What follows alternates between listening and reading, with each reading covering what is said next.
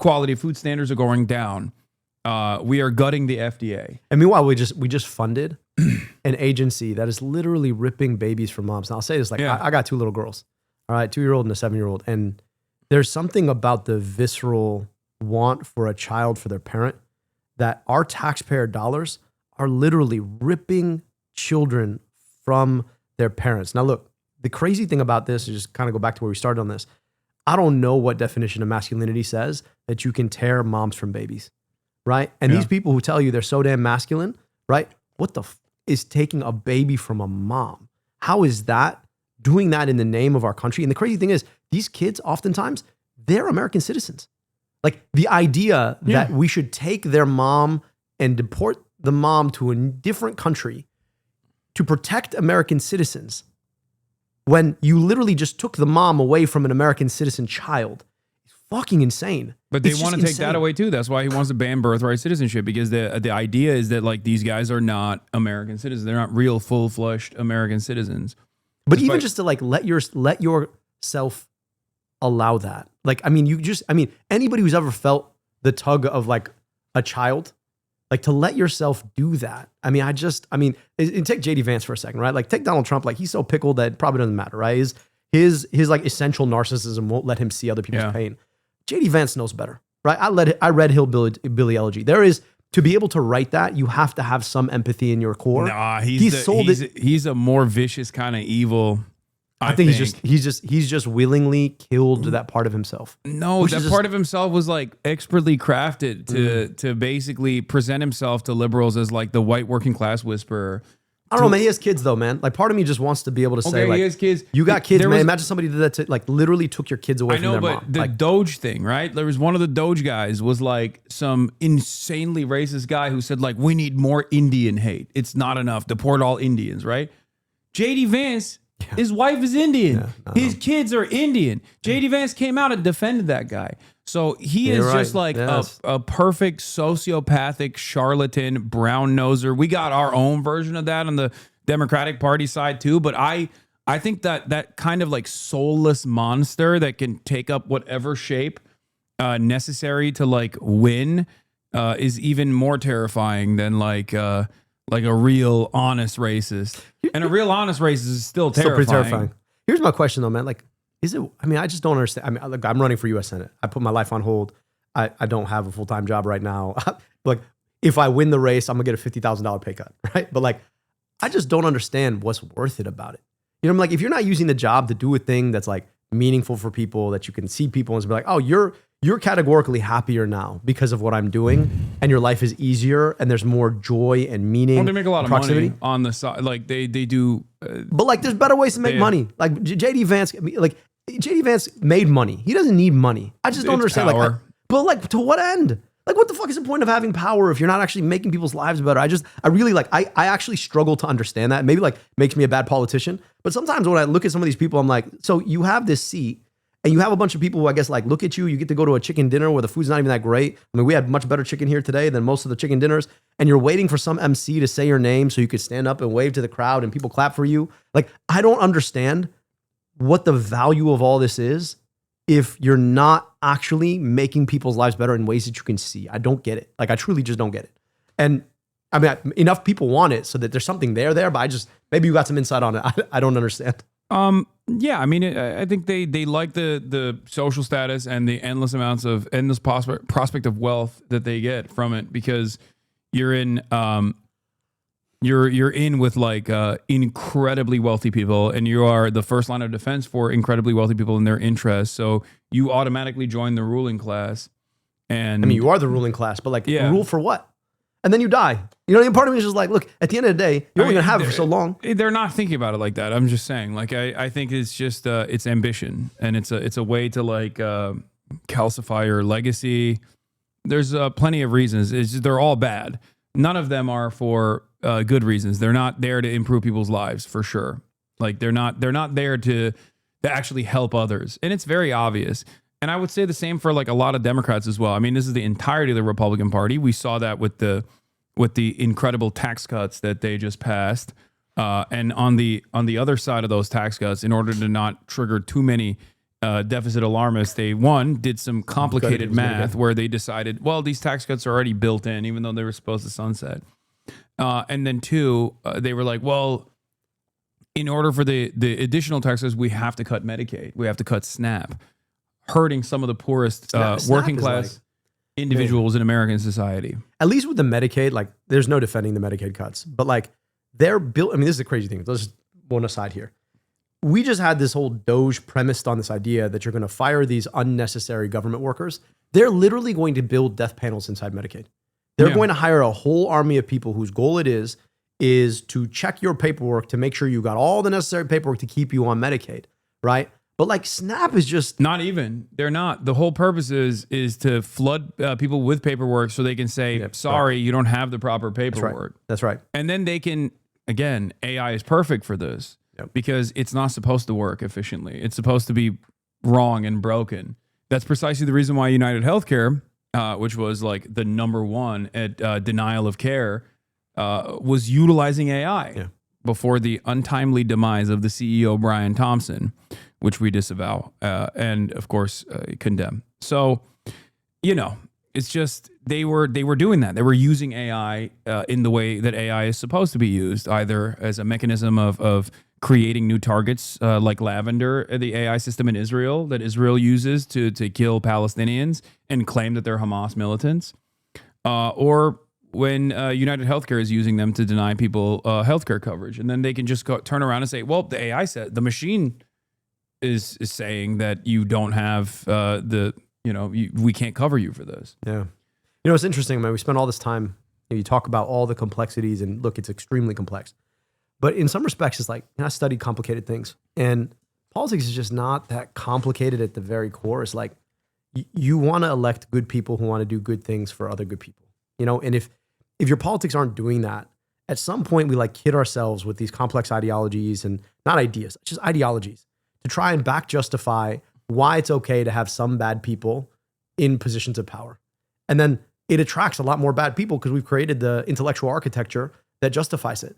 And, it's like sometimes when I'm crisscrossing the state, there's some, like I walk out of a town hall, somebody will share something with you. I mean, this is very similar to like the practice of medicine. People will share really vulnerable things with you. And they're just like, can you please help me with this? And you're like, I'm going to do my best to try. And then you walk out of there. And some days, like, honestly, like I struggle to fall asleep because I'm like, if this person only knew just how malevolent the people who are making decisions on their behalf have become and just how little they care, like it would crush this person. And you got to like hold that and like live with that. And I don't know, man, I just hope that like, if I do get elected, part of me just says like, it's like keeping that simplicity and keeping like a foot to the ground. Cause I don't ever want to start getting myself in this position where like, well, if you do that and you do this other thing, then maybe you can get the more power. So then you could do more good things. And then soon enough, you never actually do the good things you thought you wanted to do. Yeah, you know that's what I mean? how, what's the term? There was the Silicon Valley guys that built this ideology around it, effective altruism. Yeah. It's that principle. It's like, I have to be the singular force of power and get as much money as possible so I can do the right things and I can manage this wealth and power and prosperity much better than like the average citizen can. It's like the Thanos argument. Yeah, it's bullshit.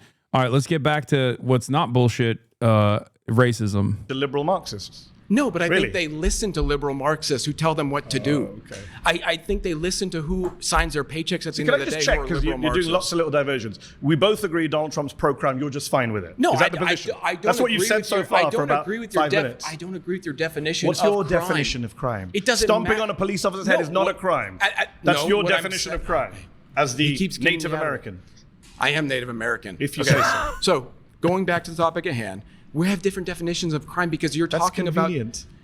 There's It's a not criminal about- code it's in not this. I love how Republicans have completely become the cultural Marxist that Jordan Peterson claimed they used to be, like, or the left used to be, where it's like, well, what is crime really? Like, he's like, let's get down to the definition of the term crime. Let's break it down, really. I mean, is it really a crime? It's like, dude, are you an anarchist? Like, what do you mean? Well, what is crime really? Like, it's just, it's bullshit. Like, I mean, it's the same sort of secondary bullshit, which is like, well, we can justify this because it was for a greater outcome. And you're like, no, you cannot. I mean, just think about like all of the logical gymnastics that seemingly well-meaning people had to do to justify Donald Trump back when he first came down the escalator.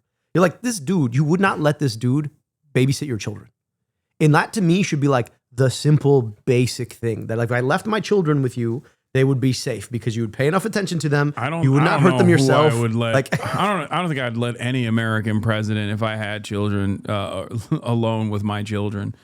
I mean, but like this man just like strains credulity. Like he's the kind of person you want to protect your kids from.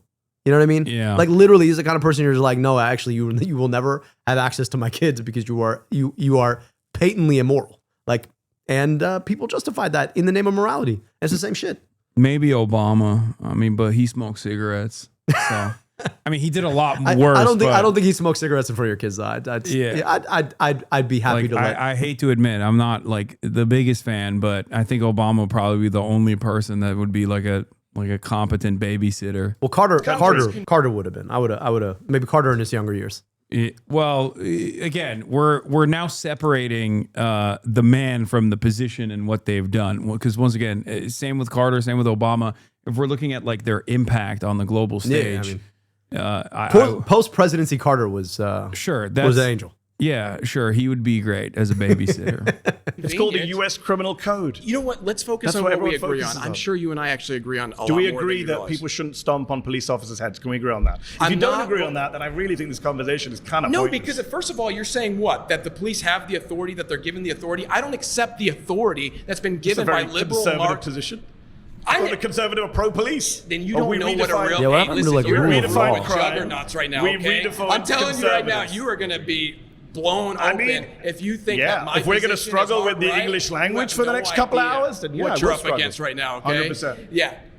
Newsflash, the conservatives are liberal to me, okay? Neocons, the libertarians, all those mainstream people, there might as well be leftists to me. MAGA That's how far to the right I am. Do you understand my position? So when you say, kind of guessed it when you sat down. say, about obeying police, why would I give the authority to police? Do you know here in America? Do you think Donald Trump should be pardoning 9 members of Congress who committed financial crimes? When someone says like Democrats are nowhere near as left enough for me, I'm like, oh hell yeah! Like finally a reasonable person. When someone says the modern iteration of the Republican Party is nowhere near as hard right enough for me, I'm like, what more do you want? Do you want to line up every person and have like a color blocker and see like if they go beyond a certain point of pale, they just get 360 no scoped? Like, what do you want? They're already doing everything that you want. Like this administration is doing virtually everything that these guys want, and they still want more. I don't understand. Do you want to like go back to the old school Nazi attitudes of being like, well, the Slavs are also not white? Like, is that what we're doing? Is that because this administration is giving or pretty much everything that these guys want, except for the Epstein files. Well, that I want to ask him about the Epstein.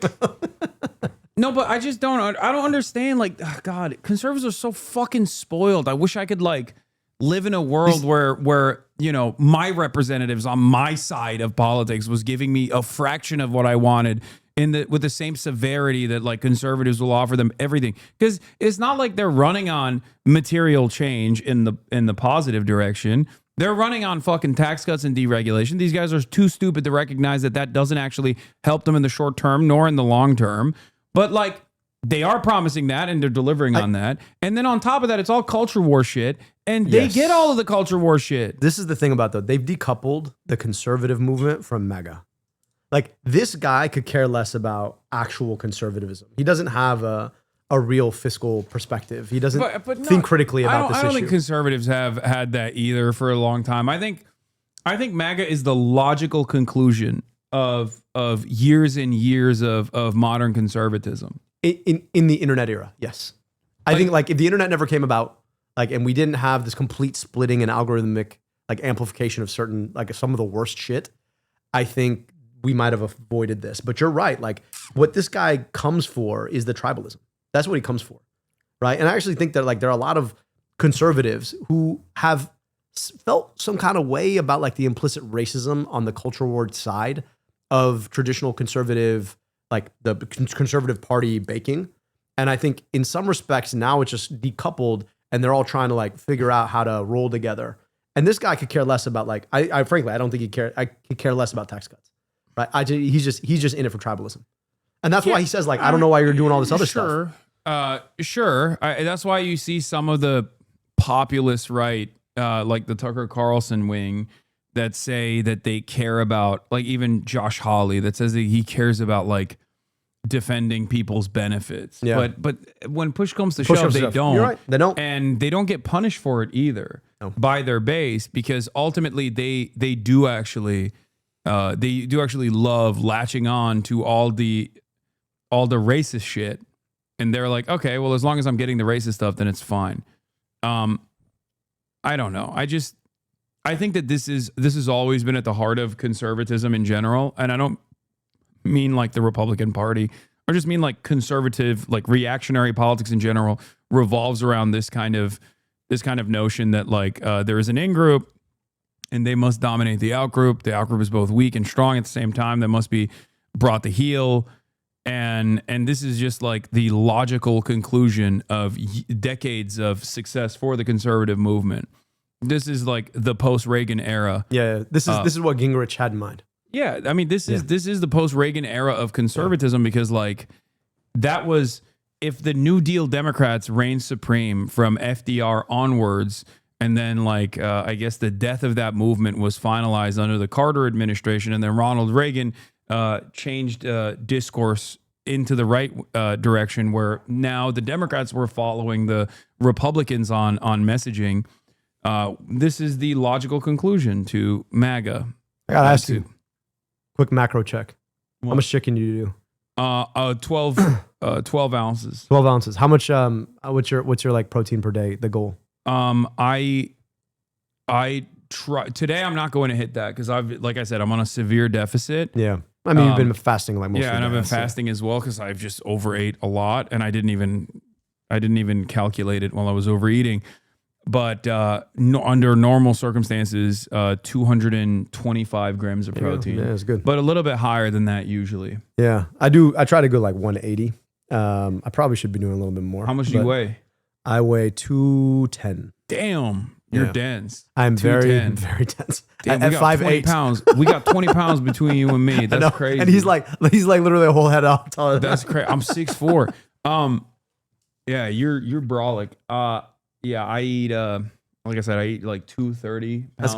That's good. And I have noticed in my own body, if I don't eat enough protein, I'm more susceptible to injury. Yeah. My recovery is not as efficient.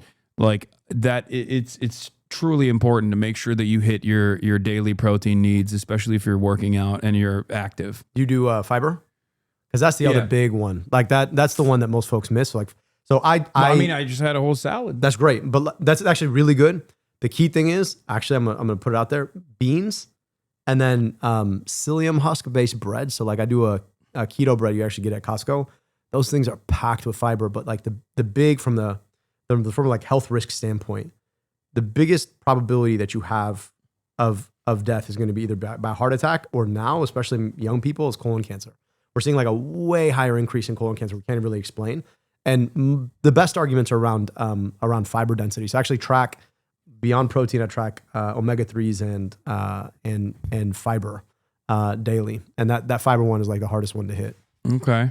All right. Oh, also, how much longer do you plan on staying here? I probably got to roll in like 5 minutes. Oh, okay. Yeah. All right. Because I don't want to keep you. This guy's got like incredible stamina, man. I'm gonna keep going. Of course. I feel like you've been. So you had your first vacation what, years? Yeah. Well, how'd that feel, man? Like you wake up and like, how do you feel your day? I mean, I feel it wasn't even a vacation. It was a weekend. Fair. I mean, it was like, ironically enough, because I've never even taken a weekend off in years. I literally have not taken 3 days in a row off, with the exception of being banned. Wow. I got banned for some comments about American foreign policy, and then got banned again for calling someone a cracker. I heard about both of these things. Yeah, anti-white racism, which is really, really damaging. I'm so sorry. But with the exception of those 2 instances, I've never been off stream for more than 2 days ever, and that's usually for travel or I'm doing something someone else's stream. So how did it feel for like 3 days to like not do this? If I hadn't been drinking so much and eating like a cow, I would have probably felt better because we did a lot of activities. We did a lot of fun stuff. I flew a fighter jet, a stunt jet, a stunt plane that has all of the movement you have capabilities. pilot's license? No, I don't. So how did this? I mean, America. No, literally, we went to Vegas and they just who the fuck allowed you to do that? They let you fly. They literally let you fly a fucking. That's insane. Stunt. So I mean, but like somebody else like took off and landed, right? Yeah, someone else. Okay, took so you off. got to like maneuver it in the air. Yeah. But Okay, when I'm you're just 5,000 imagining like, feet in the all right, air, let's it see how doesn't this matter. Yeah. No, we did dog fighting. Damn. So like I literally flew against another person and shot them with it's like laser tag. Wow. Did you win? Yeah. Nice. It was sick. Nice. Shot some guns. I didn't do Did you that know the 'cause I other was person too- in the other plane? Yeah. Okay. All right. Yeah, it was one of them was my cousin. So Destroyed him. How did this play relative to the drinking? We were very hungover. I was very queasy at first. I was like a little worried. How many G's did you hit? 7. Damn. But I didn't. You didn't splat all over the inside of the plane. No, I didn't good. pass. I didn't pass out. I didn't throw up. There was someone in our party that did throw up, and a couple people passed out. Ugh. But that's like In the plane? yeah. Okay. I hope they're not doing G's while like, because that just sounds like a No, they were doing G's and they did pass out because like I think there's past a certain point where you will literally pass out unless you're like super well trained. Like I think 10 G's is like they try to hit that. You know what's interesting? purpose. The same bearing down you do when you squat. That's the best way to avoid passing out when you do G's. Wait, really? Yeah. Wait, Because maybe if you- that's why I didn't pass out. Because if you think about it, right, what's happening when you bear down is you're compressing everything so that you can bear the weight, go down and push, and when you push, that everything sort of stays up, right? And you're actually experiencing G's under both like weight under the bar and then weight that you're pushing back up on. So if you build out your core, right, what you're experiencing when you do G's is literally all your blood pooling down because the gravity's working on your blood, right? Yeah. And so if you've got a strong core and you're used to pushing, like compressing that's everything what they down. told me. They told me you like keep flex your core and your legs and your Yep, quads. it's the same bear down. Oh, Yeah. that makes sense. I didn't think about that. I mean, I'm also like being 230. If you hit 10 G's, you're like 2,300 pounds. Yeah. It's fucking crazy. Yeah. But yeah, it was exhilarating. It was a great That's experience. awesome, man. I got to figure out how to like do this. That sounds like a lot of fun. Cranking the yoke and then just like having that immediate response of like pulling it back and then like your face sinks in all of a sudden is exhilarating. It's like it's way more fun. I'm not gonna lie. I was coasters. super guilty for liking Top Gun because I was just Why? like this. It's a great Well, movie. I'm like the whole movie's about the war machine. to be I know, fair. but I mean, it's a great movie. Who cares? It was a great. I was super entertaining. But like flying a fighter jet sounds awesome. I'm glad you got to do that, man. That's great. Like you spent your day. I feel like you made up for the lost time on vacation. Yeah, But and then we did we did trophy truck racing too. oh, that's awesome. Baja, that was cool too. But like after the plane experience and doing like stunts, because I was like barrel rolling, you know, and I was upside down on the plane, like I'm trying to chase after the other plane so I can hit it from behind. After the adrenaline rush of that, the Baja racing was nothing. I was just like I didn't even feel anything. I usually look over and see Hassan's face. It's just Yeah, it was. Flatline. I was cranking it. I was slamming the fucking accelerator, trying to get as much height as I possibly could off of these like sand dunes, but it wasn't doing it. It wasn't doing it for I me. feel like after that. you should have done that and then gone to the plane. Yeah, you got to kind of architect these things. Dopamine, man, is a hell of a drug. Once you max out on it, everything else is. So before we let you go, how can people help? How can people lend support if they liked what you had to say here? And what are you looking from? Like, what are you in need of right now? Yeah, so I'm in a competitive primary. It's going to be a long race. The election in the general election is November of 2026, and the primary is August of 2026. But we're building a movement. So I hope folks will do a couple things for me. First, go follow us on socials, right? At Abdul Al Sayed on TikTok, on unfortunately X, on Instagram. I hope that if you like what I'm sharing, that you'll promote us, and then go to abdulforsenate.com. I don't take corporate money. I never have. I'm the only Democrat in this. I'm only candidate in this race who never has, and yet we fundraised in the top 10 of all campaigns in the last quarter, Democrat or Republican, because we do this the old-fashioned way. So, folks want to chip us off $5, $10, something a little bit more. I hope that you'll consider doing that. That's abdulforsenate.com. Hassan, it was awesome to get to meet you. Like literally, I got to like Hassan and I have been texting, but we never met. Obviously, we've watched a ton of your stuff. So like, I literally roll in the front door, roll right onto the mic. I'm like, all right, we're doing this. So this was a lot of fun, man. Trial by fire. I love it, man. I really appreciate you making the space and the time. Next time I'm in town, what we got to do is we got to get a lift together. Oh, for sure. It'd be a lot of fun. Absolutely. All right. Well, thank you. Thank you for appreciate coming man. on. Thank you again. All right, just because I don't want to be a bad guest, where should I put this? Here, I got it. Don't worry. Sure? I'm gonna throw it out right now. And you mind if I use your It's facilities on the way? first left All right, when friends. you get out. Thank you. See you. All right, ladies and gentlemen, that was Abdul for Senate, Abdul El Sayed, and hold on, let me fix this.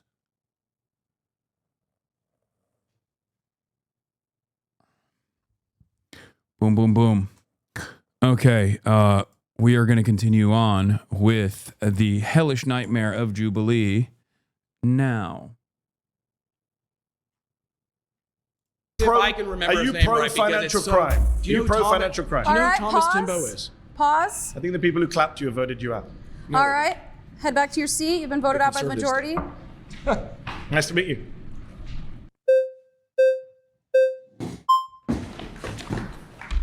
Hi Hello, there. sir. How are you? Hey, so I'm going to be as respectful about this as possible, but the truth is your claim is completely bad faith. You do not care about being anti-crime. You yourself are pro-crime. Your side is pro-crime because you're a progressive. How am I pro-crime? So I'll give you an example, right? So your side, not Donald Trump, has passed a series of laws in California. Let's go with California. It's where we are right now. It's where I'm from. I don't know. Are you from California? No. Or okay. So in California, for example, the state legislature, completely progressive, just passed a law that limits sex offender registration to 10 years. It was life before. That's pro-crime. The legislature in California, which is progressives again, has passed a law that says the voter-induced three-strike law is no longer absolute. If someone murders someone, stabs someone on 3 separate occasions, a judge now does not have to give them life. That's a progressive law. That is not. That is pro-crime. You support that, don't you? I actually don't support sex offenders coming off a list. I think they should be on for life. Okay, so you disagree with progressives. So hold on. You and I both agree that sex offending is a bad thing, especially child sex offending, right? It seems like you and I agree on that. I The agree on that. legislature of California doesn't. So I'm not here to debate the legislature of California. I'm here to debate You're Donald progressive. Trump being pro-crime. But And you're I'm progressive. saying that Donald Trump was friends with Ghislaine Maxwell. When Ghislaine Maxwell, who's the worst child sex trafficker of our lifetime, she's serving over No, 20 you years. said- Do you know wait. Ghislaine Maxwell? Yeah, she's actually not. Jeffrey Epstein's the worst sex trafficker. He's dead. I'm talking about people who are alive right now. It's interesting. Dude, wow, what an incredible argument. It's actually not. Jeffrey Epstein is the worst. Not her second in command. Okay, Donald Trump fucking likes him too. What's up? Not the argument that you want to make, I don't think. God, these guys are such goddamn nerds, bro.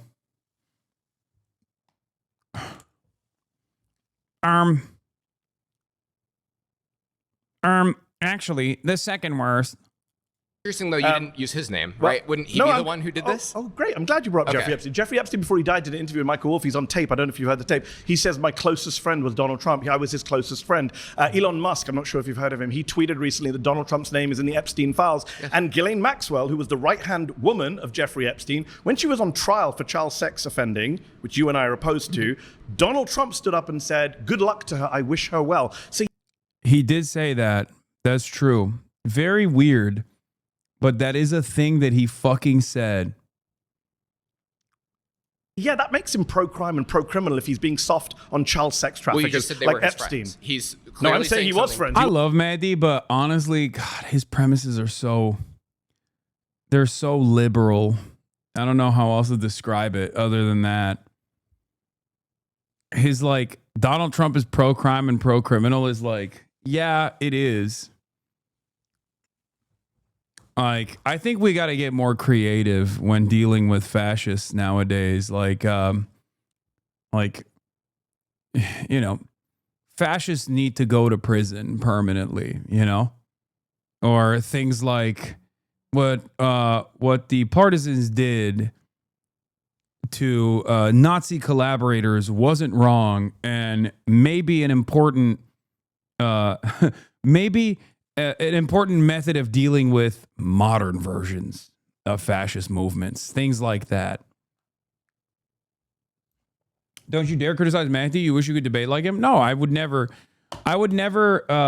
call into question his skills as a debater. He's great. And it does seem like he was blindsided by how openly and transparently fascist they were. Like, to be fair, if you're not in the spaces that I'm in, this is unironically next level brain rot, where you don't realize like how much of the modern American right-wing movement is just objectively fash, especially under the age of like 35.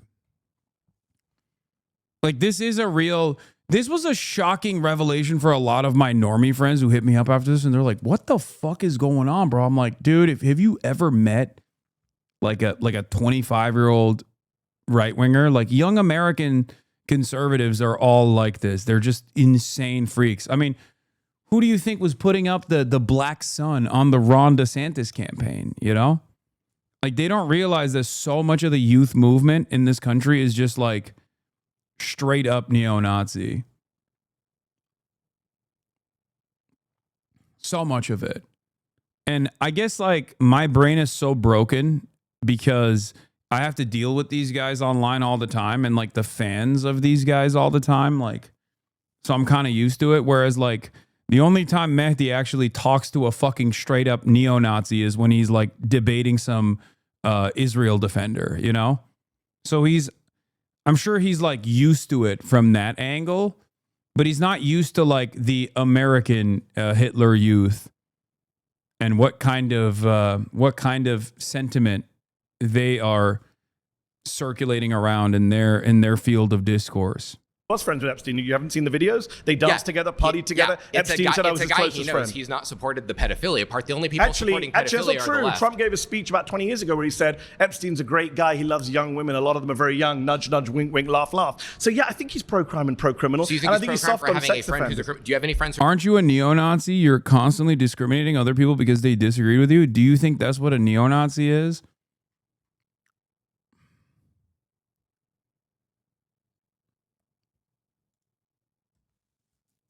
Discriminating against other people because they disagreed with me. Do you think a difference in opinion is the same as like unchangeable qualities about a person, like the color of their skin or where they're from? That's what being a fascist is. Saying someone who has like horrible opinions is stupid is what makes someone a Nazi. Are you okay?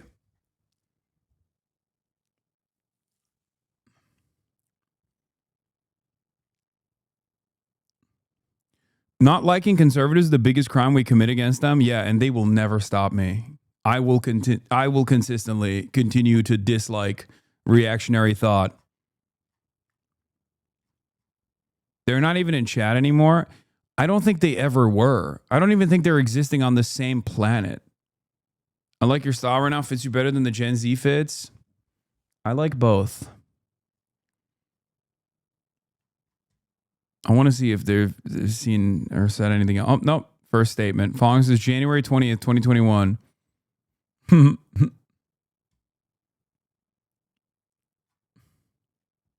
Criminals? Not that I know of. Certainly not child sex offenders. No, do you?